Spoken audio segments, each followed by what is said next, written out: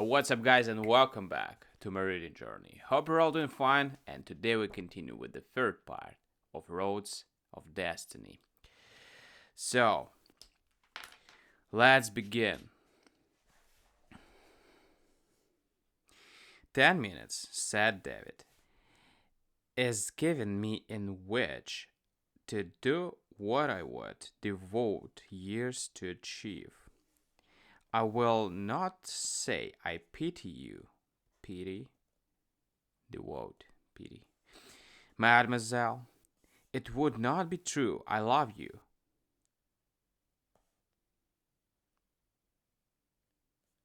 I cannot ask love from you yet, but let me rescue you from the cruel man, and in time love may come. I think I have a future. I will not always be a shepherd. For the present, I will cherish you with all my heart and make your life less sad. Will you trust your fate to me, mademoiselle? Mademoiselle, will you trust?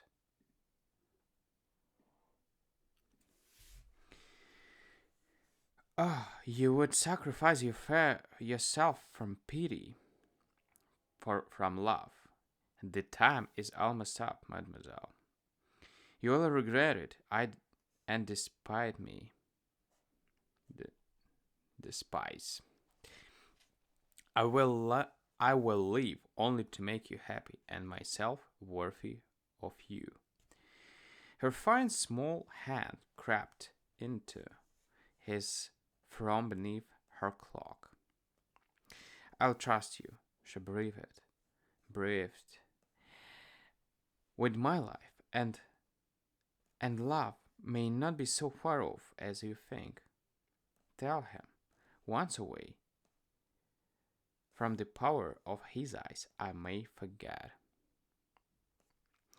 David went and stood before the Marquess. The black figure stared, and the mocking eyes glanced at the great hall clock. 2 minutes to spare. A shepherd requires 8 minutes to decide. A shepherd requires 8 minutes to decide whether he will accept a bride of beauty and income. Speak up, shepherd.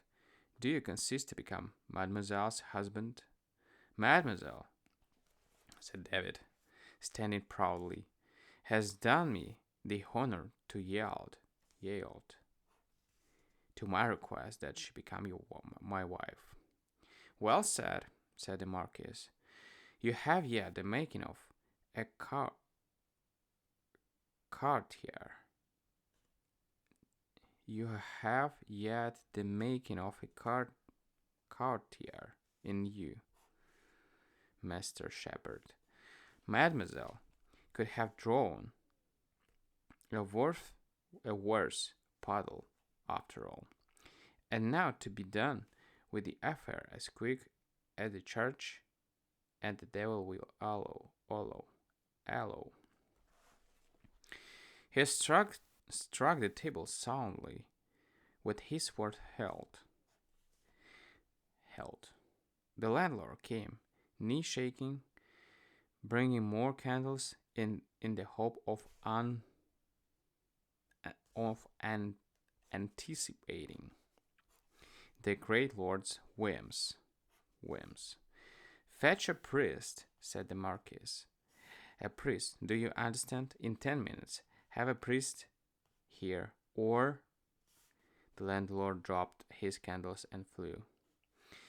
The priest came, heavy-eyed and ruffled.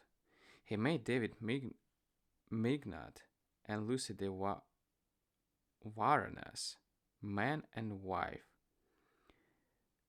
pocketed a gold piece that the Marquis tossed him, and shuffled out again into the night. Wine, ordered the Marquis, spreading his ominous fingers at the host. field glasses, he said, when it was brought. He stood up at the head of the table in the candlelight, a black mountain of venom, and conceived, with something like the memory of an old love turned to poison in his eye, as it fell upon his knees. Monsieur Mignard, he said, raising his wine glass, drink after I say this to you. You have taken to be your wife one who will make your life a foul and wretched thing. The blood in her is an inheritance running black lies and red ruins.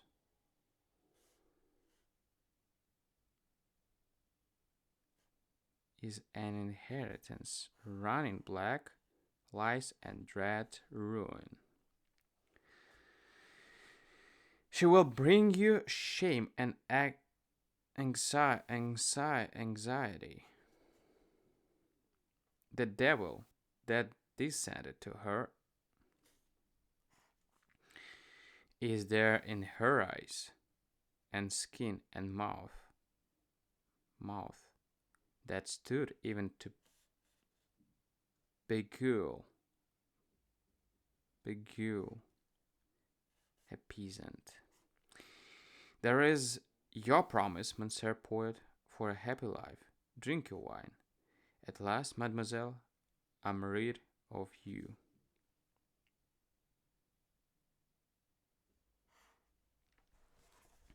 The Marquis drank a little grievous cry, as if from a sudden wound came from the girl's lips. David, with his glass in his hand, stepped forward 3 paces and faced the Marquis. There was little of a shepherd in his bearing.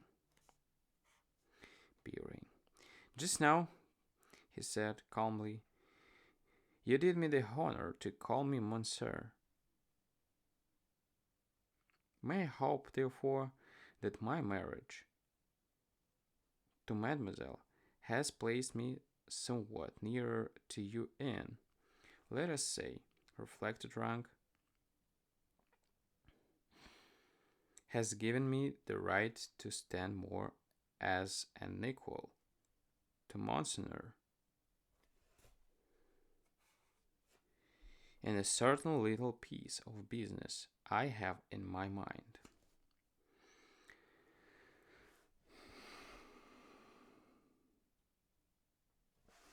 You may hope, shepherd, sneered the Marquis.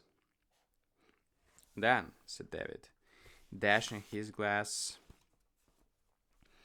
of wine into a contemptuous eyes that mocked him. Perhaps you will consent to fight me.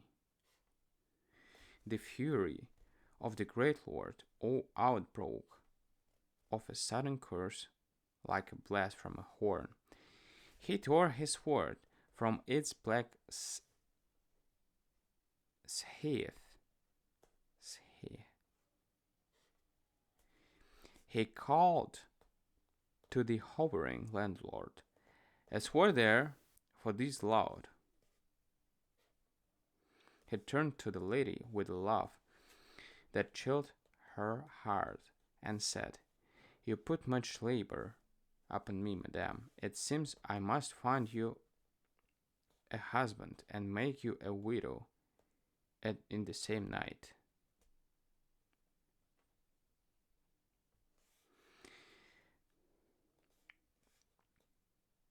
I know not sword play, said David.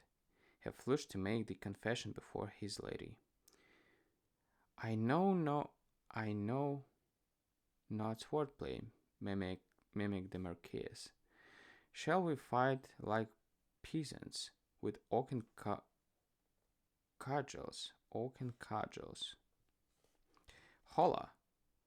from course, my pistols. A postillion brought two shining red pistols, ornamented with carven silver, from the carriage holsters. The Marquis tossed one upon the table near David's hand. To the other end of the table, he cried, "Even a shepherd may pull a trigger. Few of them attain the honor to die by the weapon of a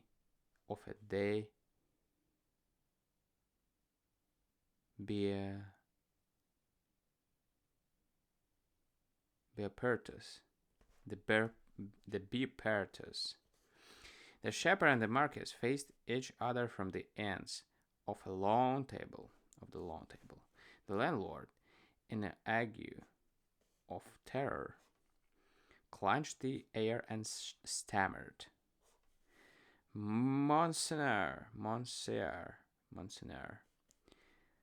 for the love of Christ, not in my house. Do not spill blood. It will ruin my custom." The look of the Marquis, threatening him, paralyzed his tongue. "Coward!" cried the Lord of Beapertus.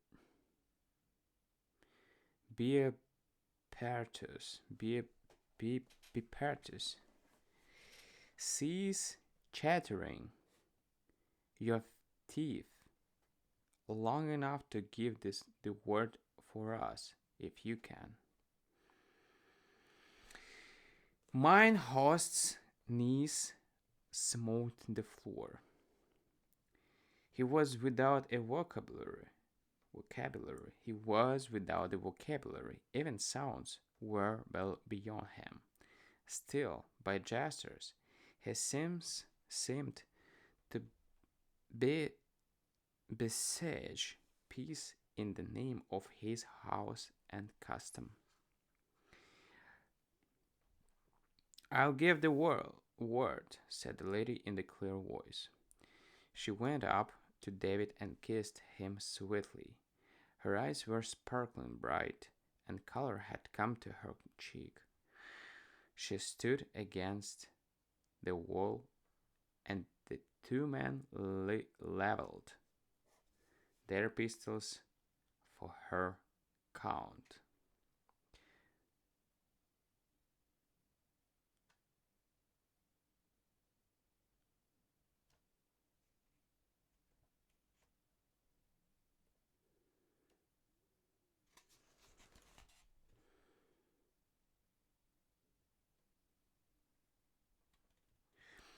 On Dax Troyes. Is it something on French?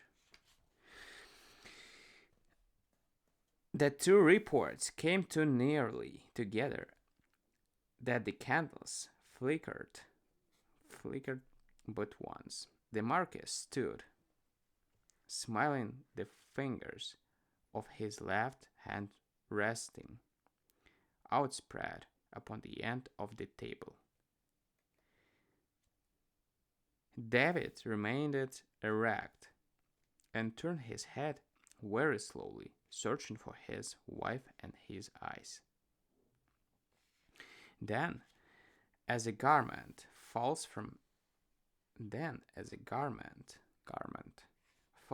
where it was hung, he sank, crumbled upon the floor.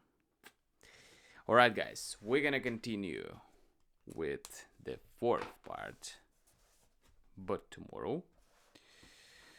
So, waiting for you tomorrow on the next video. Thank you for joining. Bye.